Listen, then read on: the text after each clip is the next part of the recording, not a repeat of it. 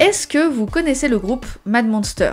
Ce duo indétrônable qui a fait le buzz en Corée du Sud avec leur chanson Mein Rudolph, qui a connu énormément de controverses, mais aussi qui est réputé pour avoir le plus grand fandom parmi les fans de K-pop, comptant plus de 6 millions de fans nommés les Pocket Monsters, détrônant même BTS et les ARMY. Si vous n'avez jamais entendu parler d'eux, c'est parce qu'ils ne veulent pas figurer dans les charts comme les Billboard ou qu'ils ne sont pas spécialement intéressés à recevoir des récompenses. Ils ne veulent pas rivaliser, ils veulent simplement profiter de leur musique, préférant donner cette place à d'autres chanteurs. Et ouais, pour une fois on va parler d'un groupe masculin, et encore en plus, on va parler d'un groupe qui était plutôt popularisé en Corée du Sud, mais dont on n'a pas du tout entendu parler en France.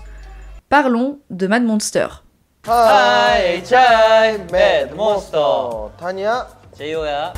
Mad Monster, hi, Chai. Hi, Chai, Mad Monster. Hi, Chai. Mad Monster. Hi, Chai. Mad Monster. Hi, Chai, Mad Monster. 타니야 제이호야. Clac clac clac clac clac clac clac clac clac.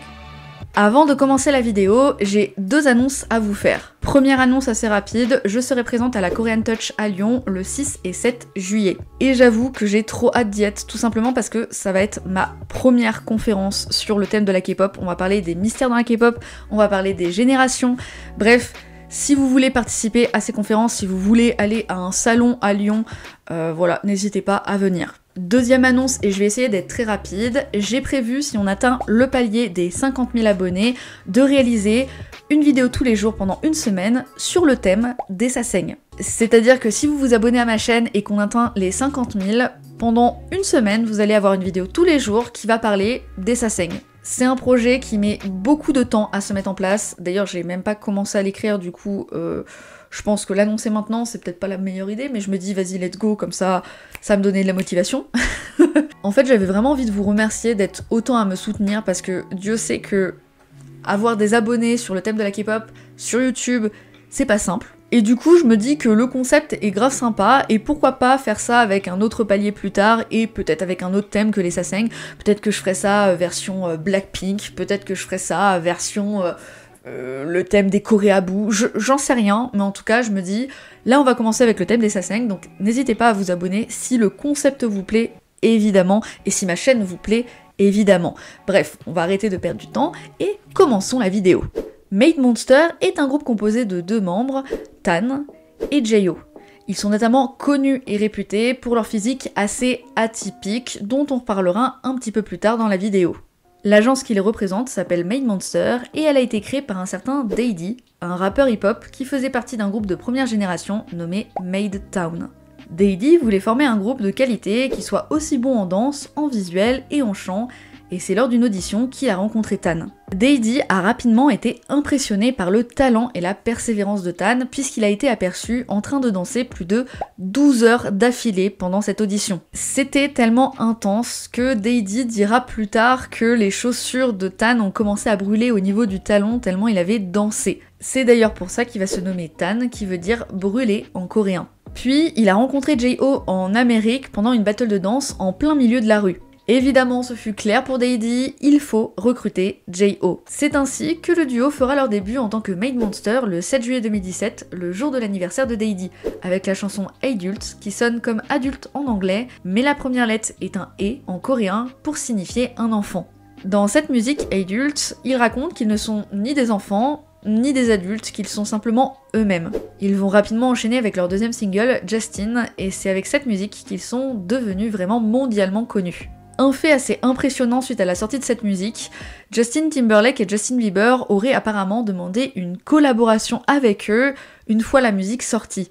Franchement, quand t'as Justin Timberlake et Justin Bieber qui te demandent de faire une collaboration, c'est quand même pas rien. Malheureusement, le groupe aura pas mal de soucis avec leur agence, ce qui va leur faire prendre une pause de 3 ans. Mais cela ne va pas faire baisser la popularité, puisqu'ils vont revenir avec leur 3e et 4e single, Long Came Beautiful Nuna et Mein Rudolph. Et comme prévu, ce fut un succès. Le clip vidéo de Mein Rudolph a atteint le 1 million de vues après seulement 22 heures. En plus d'avoir une danse plutôt qualitative, sachez qu'ils écrivent eux-mêmes leurs paroles.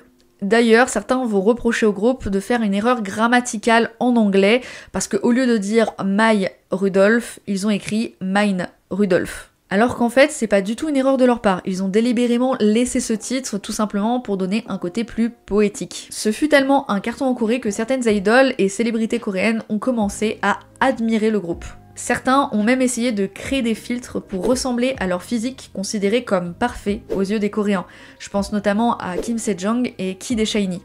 Et à ce que j'ai compris, lors d'une story Instagram, la chanteuse Bibi aurait dit être frustrée que Made Monster sorte leur musique le même jour que sa chanson Life is a Bee, car il est évident que selon elle, cela a affecté ses records en 2021. Et c'est tellement devenu une folie que certains groupes de K-pop ont commencé à reproduire des covers.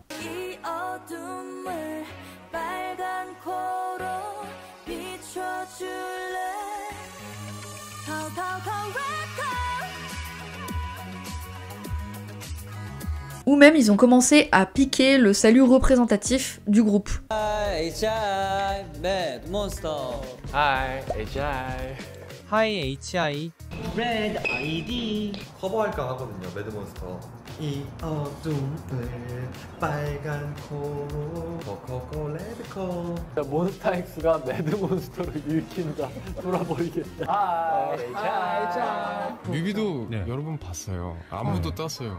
아무도 따서 빨간 코로 비춰줄래 médecin all around. Vous l'avez compris, Made Monster, c'est le groupe dont tout le monde parle. Ils sont appréciés de tous, écoutés par des millions de gens, leur musique marche super bien et sont hyper qualitatives. Cependant, vous vous en doutez, plus la popularité grandit, plus les scandales et la jalousie arrivent. Le premier gros scandale qui va toucher le groupe, ce sont les haters. Certains vont commencer à critiquer le duo pour leur physique atypique, affirmant qu'il s'agit d'un filtre, mais aussi et surtout pour leur voix. Certains oseront dire qu'ils ne savent pas chanter et qu'il n'y a que de l'autotune. Face à autant d'allégations, Made Entertainment, leur agence, vont commencer à mener une enquête pour savoir d'où viennent ces rumeurs et comprendre comment sont venues ces rumeurs. Et ils ont découvert que deux comédiens de la chaîne YouTube Bang Sung-guk, nommés Kwakbom et Lee Jung-ho, avaient usurpé les visages des garçons. Ni une ni deux, les fans ont exigé des excuses pour avoir détruit l'image du groupe, ce que les comédiens vont faire publiquement, et ils vont avouer qu'ils avaient fait ça pour devenir célèbres et piquer la popularité aux deux membres. 먼저 저희로 인해 피해를 입게 된 매드 엔터테인먼트와 그 소속 아티스트 매드몬스터. 최근 매드 엔터테인먼트에서 업로드한 공식 입장 발표 영상을 봤습니다.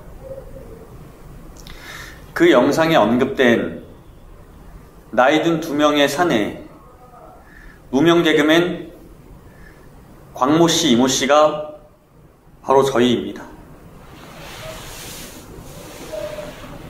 Concernant l'autotune, Daddy l'a nié et a précisé qu'il s'agit d'une technique de chant spéciale que les Made Monster maîtrisent très bien. En plus de ça, à travers une enquête, ils ont effectivement découvert que le compositeur de la chanson a bien utilisé de l'autotune secrètement et sans demander la permission au chanteur. Heureusement, le compositeur a apparemment, selon l'agence, été puni puisque l'image du duo en a pris un coup. Le deuxième scandale, ce sont les fans du monde entier qui ont commencé à reprocher à l'agence d'être trop exigeante avec le duo. Ayant de nombreuses activités, sans vraiment de pause et de nombreux voyages en très peu de temps, l'agence répondra aux fans en expliquant très brièvement qu'ils ont 18 masseurs professionnels, 30 fauteuils de massage, 25 médecins et experts du sommeil et 12 docteurs en médecine orientale pour montrer qu'ils se soucient de la santé et de l'état de santé de ces artistes. Mais bon, à juste titre, les fans n'ont pas du tout apprécié ce communiqué qui avait l'air d'être plus une blague qu'autre chose. Et le troisième scandale qui, je pense, vous en avez déjà entendu parler, les Pocket Monsters, donc les fans, ont commencé à spéculer le fait que J.O. et Tan, en réalité, ne s'entendent pas si bien que ça. Lors d'une conférence de presse, J.O. a déclaré que la chanson Mine Rudolph avait été écrite en pensant à la femme qu'il aime. Et Tan a déclaré qu'il aimait la même femme. Malheureusement, à partir de cette conférence, beaucoup de problèmes vont arriver. Le duo sera de plus en plus distant, du moins selon les fans, et certains membres du staff affirmeront les avoir vus se battre pendant une chorégraphie car ils n'étaient pas d'accord. Et malheureusement, c'est le 15 septembre 2021 qu'on apprendra la dissolution du groupe dans une vidéo YouTube nommée Made Monster Disbandment. Dans la vidéo, on peut voir Deidi et Tan prendre un repas ensemble et annoncer le disband du groupe à contre-cœur. Les deux semblaient avoir des projets différents, dont étudier la musique et reprendre les études à l'étranger. Cependant, 2 jours plus tard, le 17 septembre, il va y avoir un autre très gros scandale. Dans une courte vidéo YouTube intitulée Maymon's Second Marchandise Celebrity Kick Shoot, la vente de la deuxième marchandise a été officialisée pour le 18 septembre. Évidemment, ça n'a pas du tout plu aux fans de voir l'agence s'amuser du disband du groupe pour vendre encore plus de merchandising. C'est comme si on imagine demain New Jeans disband et que Adore commence à publier du merchandising sur leur tête. Ça se fait pas. D'autant plus qu'ils ont fait comprendre qu'il fallait utiliser des NFT pour acheter ce merchandising. Et bizarrement, malgré la controverse et malgré le boycott, les Pocket Monsters sont tellement nombreux et nombreuses qu'ils ont fini le stock en très peu de temps. On apprendra le 11 octobre 2021 via leur Instagram officiel que le groupe faisait finalement une pause et pas qu'ils se séparaient. Et le 13 novembre, ils sont revenus sur leur chaîne YouTube avec une vidéo nommée « Tu m'as manqué » et la légende « Longtemps sans vous voir, Made Monster ». Finalement, il semblerait que le duo n'ait jamais eu de différend et qu'il ne s'agissait que de spéculations venant de haters. Je suppose que certains d'entre vous l'ont compris au fur et à mesure de la vidéo, tout ce que je viens de vous raconter jusqu'à maintenant est totalement faux. En fait, Made Monster est un gros troll parodique d'un groupe de K-pop. Oui, leurs têtes sont dues à des filtres. C'est pas des gars qui ressemblent à des aliens, ou des gars qui ont fait de la chirurgie, ou même des gars qui ont un physique hors norme.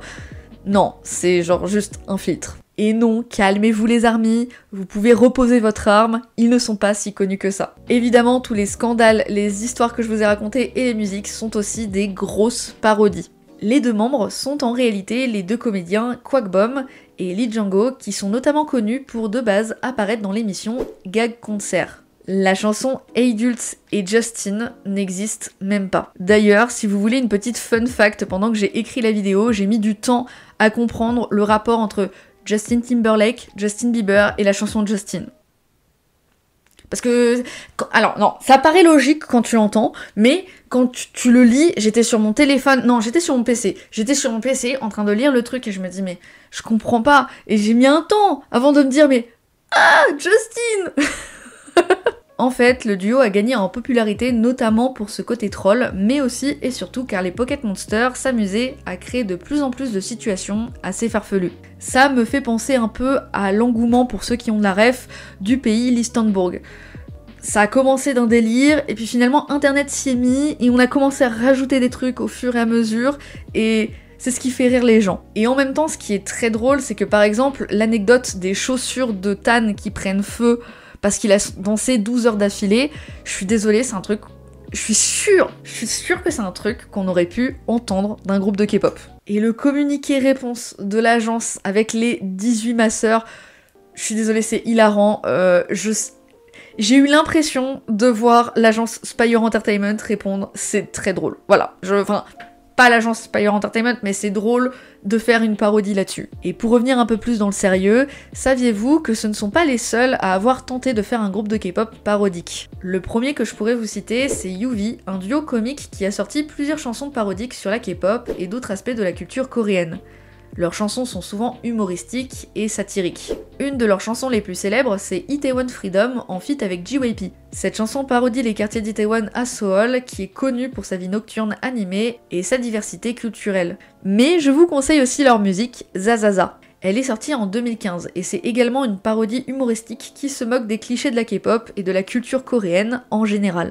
Après, il y a beaucoup d'autres groupes parodiques, un peu moins sur le thème K-pop mais plus sur le thème Corée, comme Nolaso, Infinity Challenge Music Festival ou encore Daejongum. Ce concept, quoique un peu risqué car il aurait tendance à énerver pas mal de fans K-pop un peu trop puristes, est en réalité plus intéressant qu'on ne le pense. En effet, en prenant soin de vous raconter l'histoire du groupe sans vous prévenir du fake, je doute que certains ne soient pas tombés dans le panneau.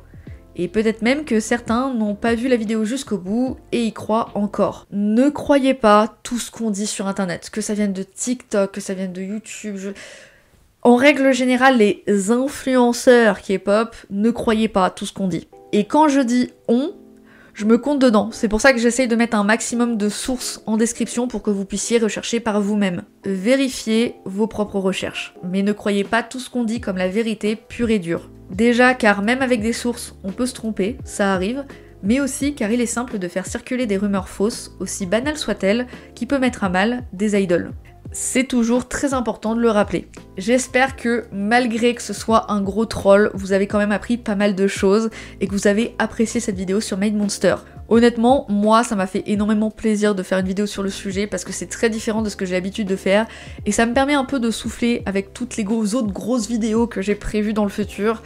Voilà, une petite vidéo simple comme ça, un peu humoristique, j'adore. Si vous êtes arrivé jusqu'au bout de la vidéo, n'hésitez pas à mettre cet emoji et je tiens à vous rappeler que si on atteint le palier des 50 000 abonnés, je ferai une vidéo tous les jours pendant une semaine sur les sasaeng, donc n'hésitez pas à vous abonner si le concept vous plaît et on se retrouve bientôt pour une prochaine vidéo.